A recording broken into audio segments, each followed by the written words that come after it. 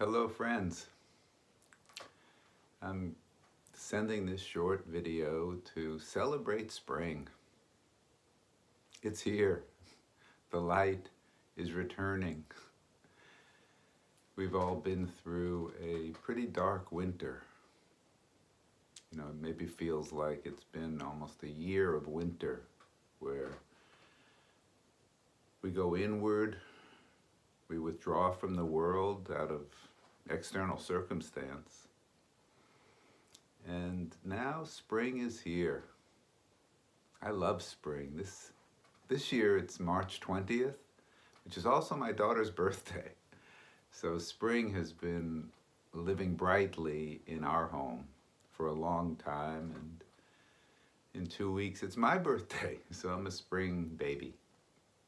So just a few minutes of celebrating the energy that comes when, after the earth has been consolidating and bringing its energies together, going down, it's now ready to spring forward, spring upward with those flowers. I see these crocuses blooming, the tulips are coming, the birds are singing, and we are part of this nature. We're not separate. It's such an important realization. Nature lives in here and out here. And this energy that's moving all around us is also within us if we allow it. So spring is a time of renewal, maybe revisioning, rebirth. And it's a wonderful time to really ask freshly, what's most important now? What's the right next emphasis, focus, where to give this incredible power of my attention? So we have some kind of direction, some kind of intentionality, but that's only part of the picture. See, our intention is like moving this way, and what is wanted from us? What is called? What gift are we being called to share? And when these come together, we are living our destiny. We are living rightly. And so how do we listen well enough to the right next, to what's called for from our inner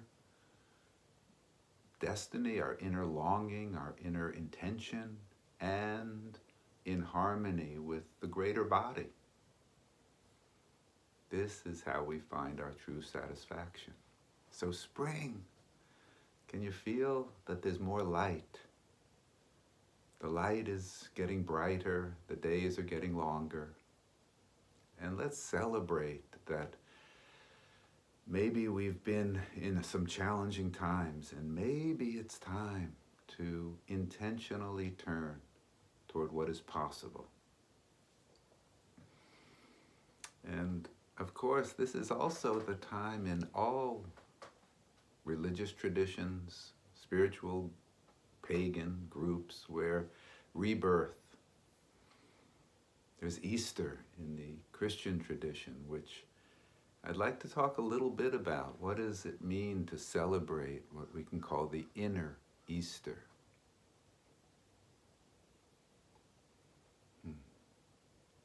All religions have stories, metaphors, images around this springtime. And just to use this, I'm not Christian by birth, by practice.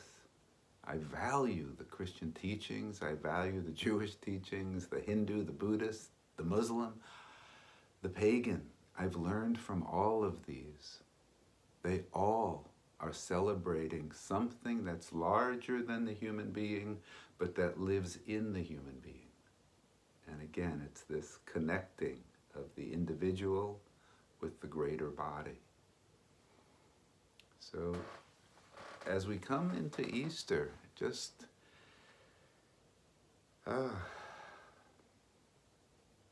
this imagery, this powerful imagery. There was Thursday, what's called Maundy Thursday, when they had the Last Supper. Picture getting together with your most intimates. And this incredible image of the feet washing that Jesus did to all the disciples. A demonstration of humility. Learning not to place anyone above us or below us.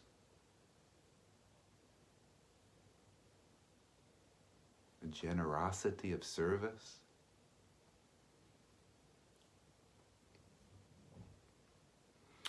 And that leads to a betrayal, right? The Judas kiss.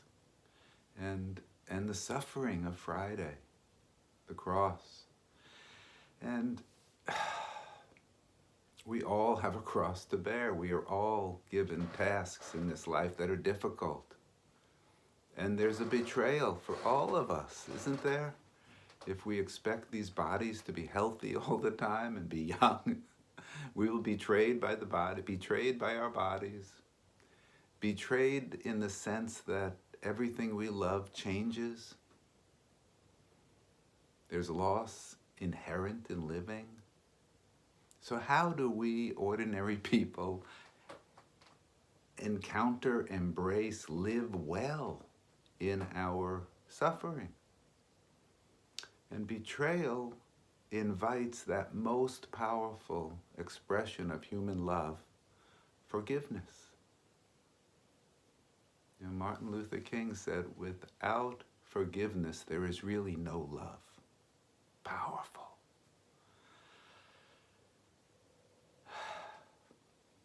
And then from the intense suffering, right? That was the center of Buddha's teaching. What Christ stood for was taking on the suffering of humanity. And somehow entering this love leads to the stillness of Saturday in the tomb. That's meditation. And the amazing thing is right now, stillness is here. It's not something you earn or develop. It's something you fall into that's already here.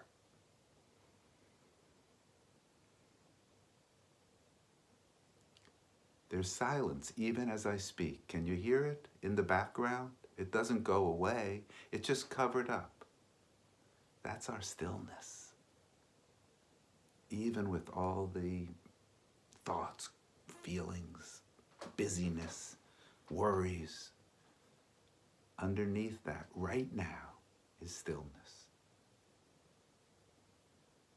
Can you feel it? And then from that stillness, from the meditation, grows the great joy, the celebration of rebirth, new possibility, our next steps. So I'm celebrating spring, I'm celebrating Easter. Many of you know Linda and I are offering a weekend retreat on this subject. It goes from Thursday to Sunday. We've learned to use Zoom really well. It's not tiring, it's inspiring. So you can go to the website, russelldelman.com, if this interests you. And go to the retreats. They're powerful. We meditate, we have conversations, we do deep listening, and listening for what's next. So as we celebrate spring and this great blessing, I'd love to read you a poem, or tell you a poem, called Spring Blessing by Oriah Mountain Dreamer. One day you wake up, able to name the weight you have been carrying, realizing it's not part of your body or your being, not essential in any way for journeying or joy.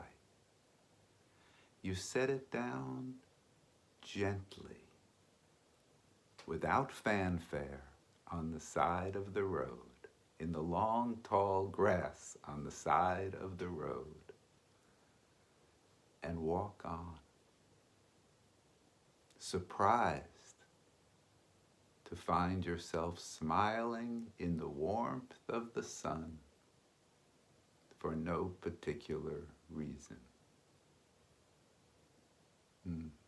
That's remembering ourselves. That's returning to being in harmony with our inner and outer world.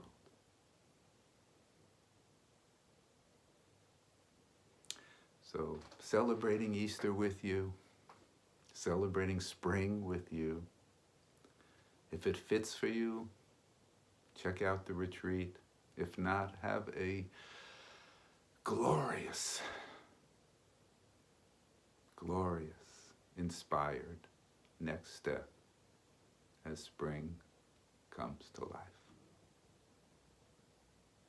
And happy birthday to my daughter. Bye-bye.